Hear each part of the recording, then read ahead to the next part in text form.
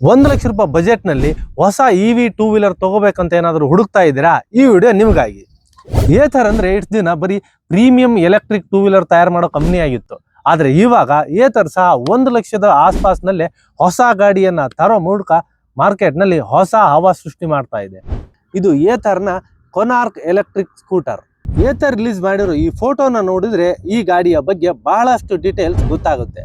ಇನ್ನು ಈ ಗಾಡಿಯಲ್ಲಿ ಯಾವುದೇ ಬೆಲ್ಟ್ ಸಿಸ್ಟಮ್ ಇರೋದಿಲ್ಲ.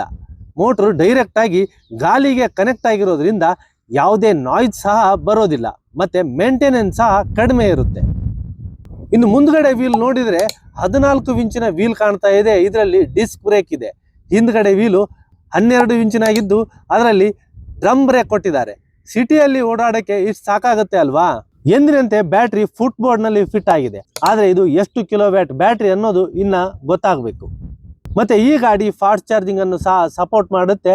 ಚಾರ್ಜಿಂಗ್ ಪೋರ್ಟ್ ಇವಾಗ ಎಡಗಡೆಯಿಂದ ಬಲಗಡೆಗೆ ಶಿಫ್ಟ್ ಆಗಿದೆ. ಇನ್ನು ಇದೇ ತಿಂಗಳು ಕೊನೆಯಲ್ಲಿ ಈ ಗಾಡಿ ಲಾಂಚ್ ಆಗ್ತಾ ಇದೆ. ಆ ಲಾಂಚ್ ಇವೆಂಟಿಗೆ ನಾನು ಸಹ ಹೋಗ್ತಾ ಇದ್ದೀನಿ. Follow for more details.